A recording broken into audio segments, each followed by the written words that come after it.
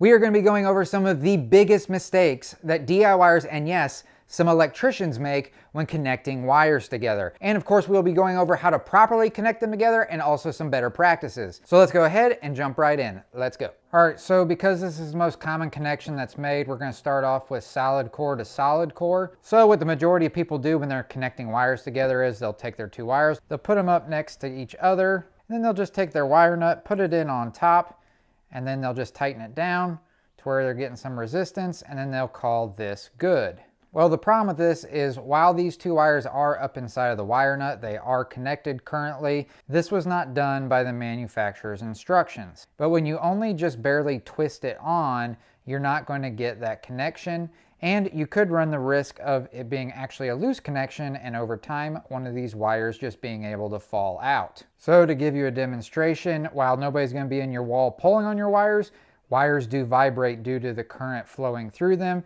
and that's why eventually they can fall out over time. And if you don't have a nice tight connection using a wire nut, this is what can happen. So while both of these wires were connected underneath of this wire nut, the problem again is the instructions were not followed as to how they should have been installed, and we were completely relying on the wire nut in order to make the connection and hold these wires together. So if you're not a believer in pre-twisting, let me show you at least what the manufacturer says it should look like when you just use the wire nut to twist it on. You see how the two wires are up next to each other? Now that's a solid core and that's a stranded, but it's the same for the solid core, where you're going to have them up next to each other, and then you want to have this nice twisting going on down below the wire nut. And the reason for that is this. So let's go ahead and put the wire nut back on, and let's twist this on per the instructions we saw on the packaging.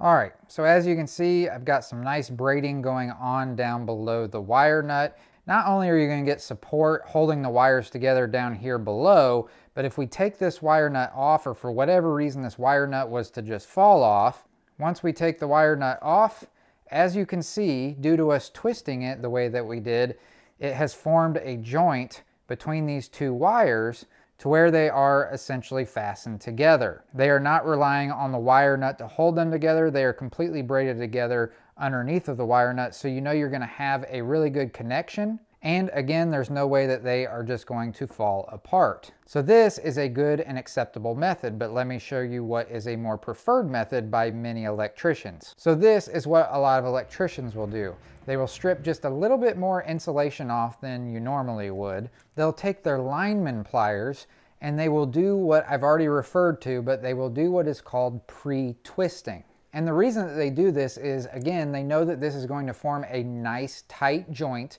to where those wires are not depending on the wire nut to hold it together, and you know that you're going to have plenty of surface contact between the wires. And also, by doing this before putting the wire nut on, they're able to verify that they do in fact have a very tight bond between the wires. And then just cut off the top. That's when then they would take a wire nut and then put it in on top. So in this case, with pre-twisting, the wire nut is primarily used as an insulator to make sure that those hot leads don't touch anything that they shouldn't. And while these wires don't necessarily need the help of the wire nut holding them together, it does still help to reinforce that nice tight bond underneath of the wire nut. Now this mistake is one that I see almost all the time, and that's using the wrong wire nut for the job. So in this case, I've got this yellow Ideal wire nut, and I've got 4 number 12 wires. And what somebody will do is they'll take wires that are too large and the quantity is too many for the wire nut that they're using. But they will somehow find a way to be able to shove all those wires up into that wire nut, like so. So we've got all of our wires, nothing's just falling out. But I can guarantee you that this wire nut is way overloaded. And one of these wires is going to be extremely easy to pull out. And there it is, that one right there. The first clue that you're overloading a wire nut is it's going to be very hard to get all of the wires to actually seat up inside of the wire nut. And then once you get a wire nut on, you should always give the wires a pull. And if you've overloaded a wire nut, more than likely you're going to get the result that I did, where this one was able to be pulled out extremely easy. Now on the flip side of that, somebody might be using one of these bigger blue wire nuts, and say they have two 12-gauge wires. Well, they'll put their wires up into the wire nut, they'll go and they'll tighten it down.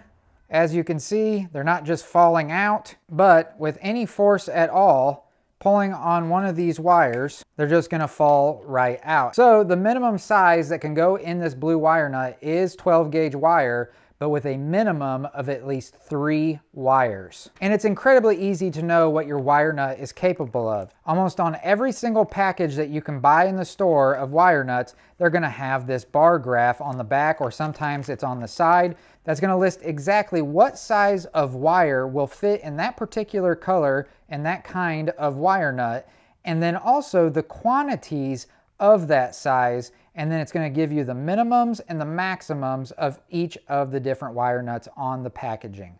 Now I'm about to get into a really important tip, so don't go anywhere, but really quickly, if you could do me a huge favor, if you're finding value in this video so far, if you could hit that thumbs up button right down below, or leave me a comment down in the comment section about what you think about it. It really does help the video out to spread out to other people and hopefully be able to help them out as well. I really appreciate it. Let's get back into it. So this next one is an incredibly common connection that has to be made, and that's between solid core and